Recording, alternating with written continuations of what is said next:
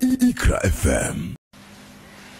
Kwa sababu sisi tuna siasa moja ya kusimamia dini, maslahi ya dini.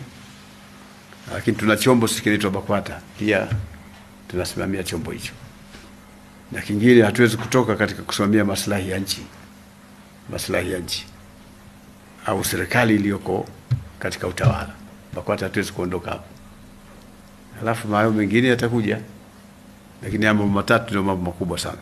Na ndio maana utaona hata katika hutuba zetu au mihadhara yetu au hata ile yangu kama utakuwa unaifuatilia, tunazungumza sana masuala ya amani.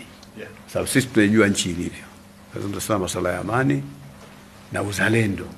Watu kujenga uzalendo. Sasa akili ya watu wengi wanafikiri labda sisi ni vibaraka. Yaani serikali inatutumia, nendeni huko mkasema hivi. Sisi hatutumii na serikali. Sisi wenyewe tunajua umuhimu wa kutengeneza jamii ambayo inajua umuhimu wa kuwa mzalendo katika nchi yako. Na hayo ni mafunzo katika dini, kwamba mtu na Muislamu kamili ni yule ambaye ana uzalendo wa nchi yake. Tunajaribu kulifundisha ili watu kuwatoa fikra za ndani ya nchi au nje ya nchi za kuweza kuleta ufisadi katika nchi. Lakini vile vile tunajua umuhimu wa amani. Bila amani hakuna jambo litafanyika. Hata hayo mambo ya dini tunazungumza, misikiti, kuswali, kufanya hivi, kufunga mwezi wa Ramadhani, kwenda hija, hayo yote hayawezi kukamilika kama nchi haina amani. Haiwezekani. Ndio maana kwa nikizungumza nadhani ilikuwa Iringa juzi, nikazungumza kwamba moja katika mambo muhimu ambayo ndio muhimili wa dini, kuna mambo matano. Lakini sisi kule Cairo katika mkutano wa mamufti tumesema haya mambo matano ni kweli: kuilinda dini, kulinda nafsi yako, kulinda heshima, kulinda mali. Vitu hivyo vyote viko katika hiyo misingi ya dini ambayo ndio inashikilia, ndio makusudio ya sheria ndio yako hapo.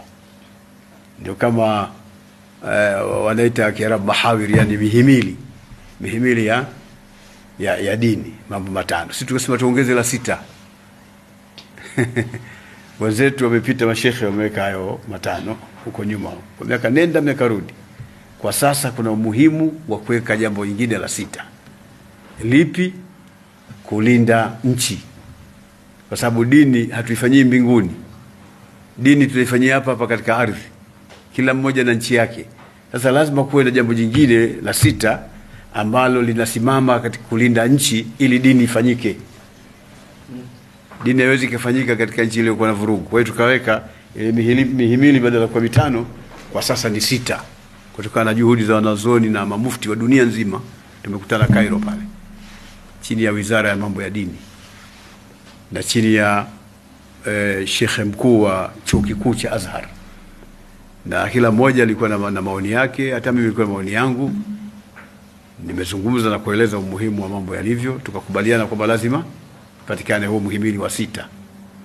Hii yote ya ongezeko hili ni katika kutazama umuhimu wa amani, kwamba amani ndio kila kitu kiko katika sala la amani. Amani kama itakuwa hakuna, basi kila jambo haliwezi kuwa